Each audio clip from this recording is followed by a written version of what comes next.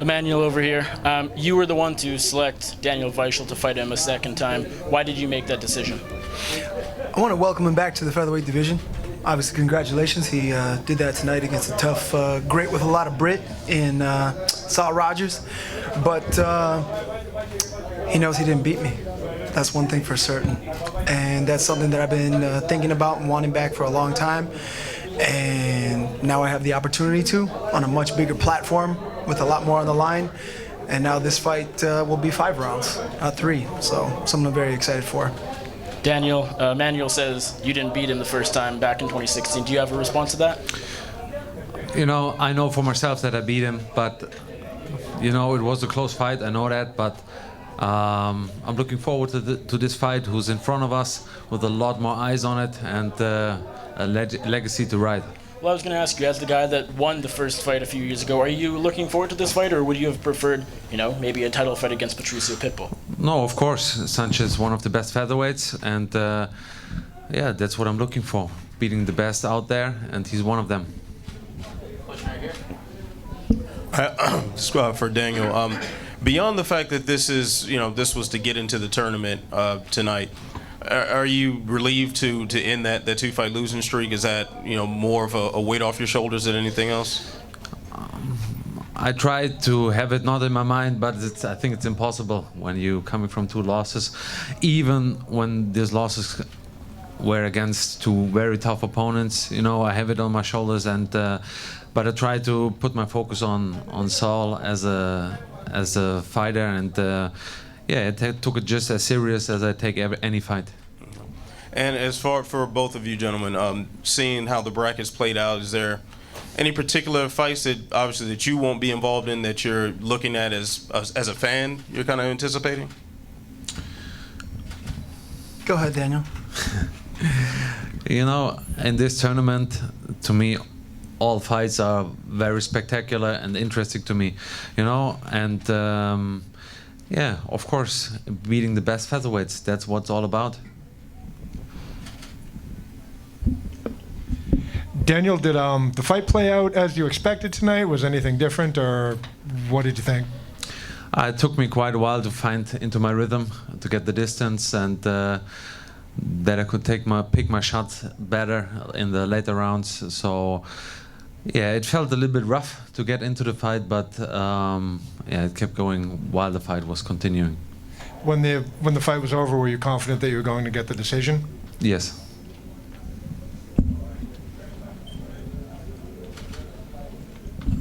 Hello, Daniel. My name is Monte Wally from My MMA News.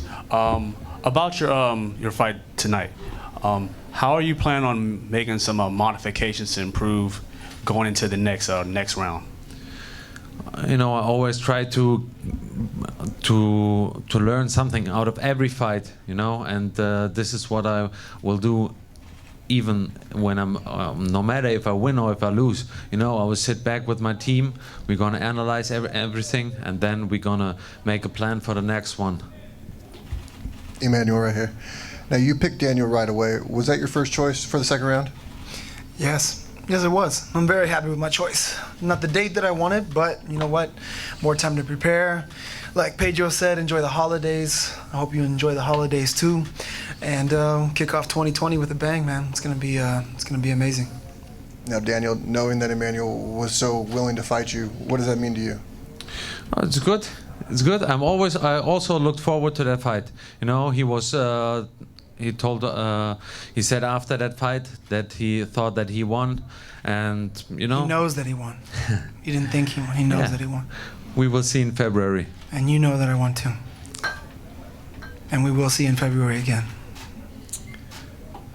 This is a question for both of you guys. With Pitbull coming in tonight as the champ, obviously the man to beat, what did you guys think of his performance and still being the man to beat in this tournament? Let me go first this time. I think he looked great. Juan looked great too. It was an amazing fight. Did what he needed to do. Honestly, I think he took some pages out of my book. I don't know if you saw it, but he looked a little like a matador out there. Juan was swinging and kind of fell and slipped on some kicks, and Patricio was able to just move out of there like it was nothing. So even though he's got a little something above his eye, he fought very smart. But like he said, with the wars and the time and the way this format is out, I think it's more so the training camps. It's whether you get a quick knockout like McKee did, or a decision like he did, or a fight like Patricio did. It's more so getting ready for beasts like this for 5 rounds. That's what we all know. We say it's easy, but it's not easy. The training is what kicks our asses, and you train hard, then the fight is easy. But I think it was an amazing fight, and I'm surprised to be on the same side as the champion. I wasn't expecting that, to be on the same side of the bracket as the champion, but this will make it that much sweeter. I'll go out and be victorious in February, and then we'll see the winner of Pitbull and Carvalho. Pitbull's definitely a true champion, and you could see that tonight also. He improves also from every fight to another. You can see he makes changes, and it's getting better. And I had a very close fight with him, and I'm looking forward to meet him in a tournament again. Last question, Josh. The opportunity to make your selections took a little bit of control away from the promoter and put it in the fighter's hands. What was that like for you to have that control, and do you think the process played out as well as it could have? Yeah, I think it was pretty good. It was nice, because this beats that whole who's most deserving, who had the last most impressive fight, who's undefeated. We got 2 undefeated guys on this, or who's a former champ. We're in obviously the last 8 right here of guys that have fought for the title, will fought for the title, etc. So, yeah, this was something really exciting that we get to put our destiny and our future in our own hands. And I can't complain. Played out pretty well. The great thing is that you know exactly when you fight next, who you fight next, and you don't have to wait. You don't have to, simply don't have to wait. You can start right away with the next preparation and be ready for the next one. Awesome. We'll get you guys to square off, please.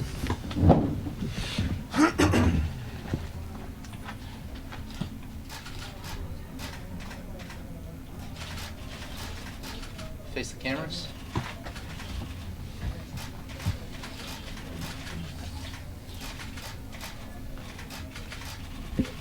Thank you both very much. See you in February.